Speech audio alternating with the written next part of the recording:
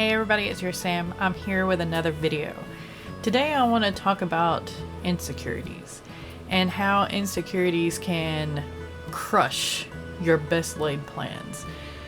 I say a lot of things here in my videos. I have the best intentions of doing one thing and then all of a sudden I'm doing another thing, or I'm doing the thing but it doesn't go quite as expected.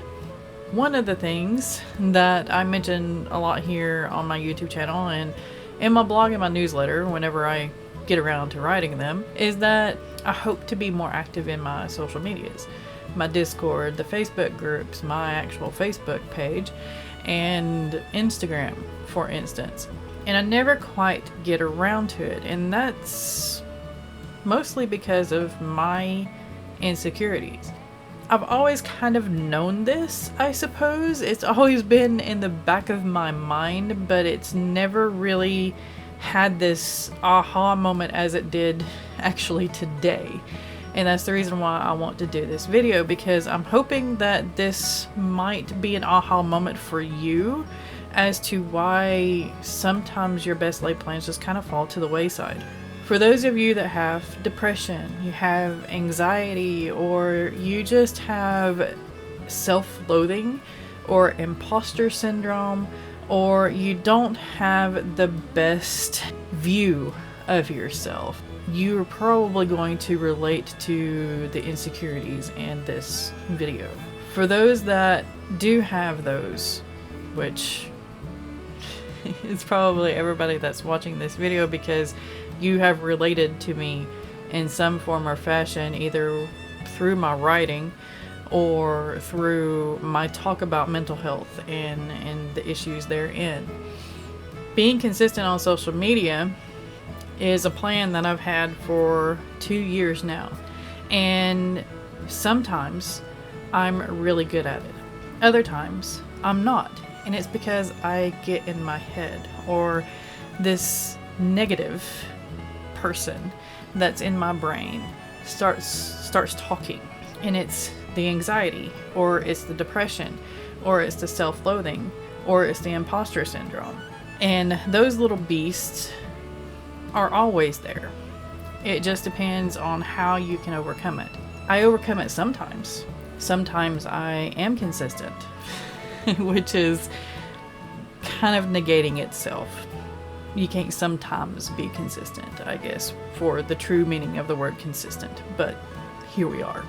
So I want to tell you some of my insecurities, some of the verbiage that I hear myself thinking and saying to myself in my head, and how to get over that voice and coming up with ideas to be consistent. That's what this video is going to be about. It's going to be really short, I hope.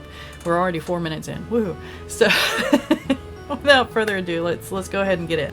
I hate talking about myself. This YouTube channel, my social media presence, what there is a foray into something that I am completely uncomfortable with and completely unpracticed in. I am by no means any kind of expert in this thing that I'm doing.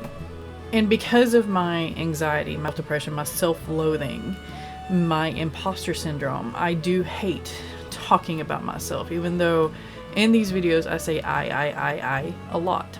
That translates into me not really liking to talk about my writing, because my writing is very much a part of me. It's like I'm ripping out my soul and putting it out on a page, or I'm ripping out my thoughts and putting it out on a page, and that makes you very vulnerable in a way, and that is part of yourself, and therefore you're talking about yourself. You're talking about something that you have created. Whenever I start these videos and I'm doing that, I absolutely hate that. I would rather listen to you talk about yourself for hours.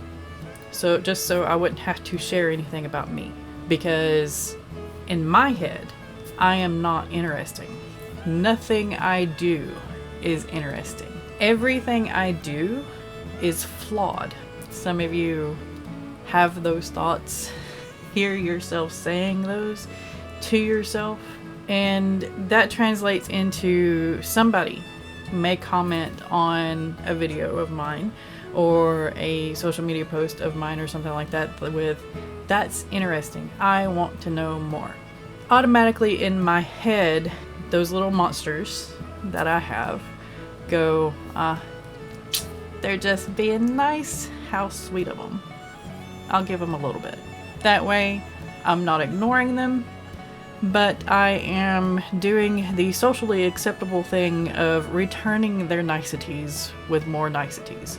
And maybe them being nice will make them be nice more, and we can actually have some kind of relationship, whether it's writer, reader, subscriber, YouTuber, or just something like that. Maybe even eventually a friendship of some sort, or an association, like a group. So I do that because that's the socially acceptable thing to do, and that is what I have trained myself to do with having anxiety and depression. And I have to have these automatic responses. Otherwise, I will just stutter and be socially awkward, even more so than I already am. Another thing that I can hear myself is whenever I put something out there, and this Kindle Vella Mists, the Makeover Institution Supplementing the Supernatural, has made me realize is every time that I put something out there, I hear the voices, the little monsters in my head going, "Oh, this one sucks. You are really excited about this episode, so it really sucks. Nobody's gonna like it. Nobody's going to get it. And nobody's going to ever follow you, period." This sneak peek that you're giving them is the worst thing that you could possibly do for your writing career, because you're not even going to have a writing career. Constant. Every single episode I upload. And that's the reason why I'm trying to upload them in bulk, just so I won't stop. So how do you get over this? How do you stop the monsters in your head? How do you fight through those voices? One, practice. I have fought those voices in my head my whole entire life. I remember having negative thoughts about myself when I was like 5 or 6 years old. I knew I was awkward. I knew I was odd. I knew I was strange. And I had those negative thoughts about myself way young. And it's not because everybody around me was saying negative things to me. It's that everybody around me had those same negative thoughts about themselves. My mother never thought that she was good enough. My dad never thought that he was good enough. My sister never thought that she was good enough.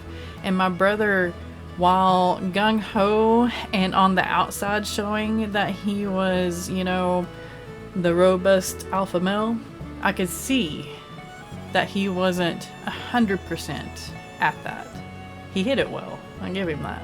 But use your loved ones. Use the ones that have shown interest in you. Use the ones that show that they love you to practice. Talk to them about yourself a little bit more. Talk to them about your writing a little bit more. Practice. Start a YouTube channel. Practice. 2, give a little bit of yourself at a time, and that one will lead to more practice, but it will also build your comfort zone. Never go past that line. Don't give away like all your personal information and all that stuff like that. Do not go past that line where you feel uncomfortable talking about it, unless you know it's going to be healing for you. Okay? So give yourself a little bit at a time. Talk about yourself a little bit at a time. Whether it takes you about 6 months to admit that you have depression or anxiety or panic syndrome or something to that nature, build up to it. Talk about some of your favorite books. Talk about some of your favorite TV shows. Talk about some of your favorite characters that have some of the same disabilities or same issues that you do, and that will help lead you into talking about yourself or even your writing. Just a reminder, you don't have to be 100% vulnerable to anyone, period. Do not ever be 100% vulnerable to a stranger. 3. Think of what you'd like to know of other people. What interests you about them? What would you like to hear from them? Like, do you want to know what their favorite books are? Do you want to know who their favorite authors are? Do you want to know who their favorite characters of all time are? And go from there about sharing about yourself and sharing about your work. What are your favorite characters in the book that you have out, or in the book that you're working on now, or the story for that matter? You can share a day in the life of, because some people find those interesting. And I've tried filming that, and again, the whole insecurity thing has bit me in the butt with that, so I may or may not try those again. We'll see. My day in the life of is pretty chaotic right now. If because of your insecurities, your anxiety and your depression and your imposter syndrome, you have found that you have idea blocks on what to share on social media or your YouTube channel, then there are lists out there that you can just Google search, and like ideas for social media, 365 ideas for social media posts. That's a good one that I actually searched for, and I printed out several lists, I think 3 lists of social media ideas, and they helped for a little while. I think I threw them away during one of my down moments, so I will probably have to find another list again, but that's a good place to start. Also, like I said before, figure out what you want to hear from your favorite YouTubers, your favorite authors, and share that on your social medias, because that's always a good start too. Being consistent means coming up with a system that you're comfortable with. Find a scheduler like Canva Pro, for instance. Canva Pro has a scheduler, and you can do all your graphics and everything right in Canva and schedule them out using their scheduler, and it's all in one place and it's very convenient. Or you can use Later, you can use Hootsuite if it's still around. I've so focused on Canva Pro that I don't know exactly what's still out there. But there are several different schedulers out there. Some you have to pay for, some of them are free up to a certain number of posts. But Canva Pro you have to pay for, of course, but it's minimal compared to what you get out of it. Create a system. Schedule out as much as you can so that you won't get into your head every single day that you have to make a post and end up not making a post because you are so in your head. Schedule it all out. That way it's one and done, and you cannot talk yourself out of it. The monsters can't talk yourself out of it. Also with that, kind of come up with a tentative schedule that works out for you. Like Monday motivations, Taco Tuesdays. It's kind of like meal planning, if for those of you who enjoy meal planning or are able to meal plan. You have something for every day, you have something for different times of the day, and you go from there. Mondays can be motivation and coffee talk, because Mondays are usually horrid gray days that nobody can get through, it seems like. Wednesdays can be about the same thing because it's hump day and it's only the middle of the week when it feels like it should already be the weekend. And then, you know, if you have live streams on Friday, maybe it's word count Fridays and you share what you've accomplished for the week. Something like that. Come up with a system that works for you. And hopefully that will help you be consistent and make it easier for you, and make it easier for you to beat back those voices. So that's pretty much all I've got for you today. And I'm hoping that one day I can put my promises to use. I'm hoping that one day I can get these little monsters quietened down or small enough to where I can be consistent on social media and find ways to share more things with you, feel more comfortable sharing more things, because again, I don't feel like I'm that interesting, and that in turn makes me feel like my writing is bad or not good enough or something like that. So if you feel that way, I hope that some of these tips will help. And if you have any more, comment down below, please. We need to help each other out. Thank you for watching, as per always. Be kind to one another out there. Be kind to yourself. Keep writing, keep being creative, and I will see you next time.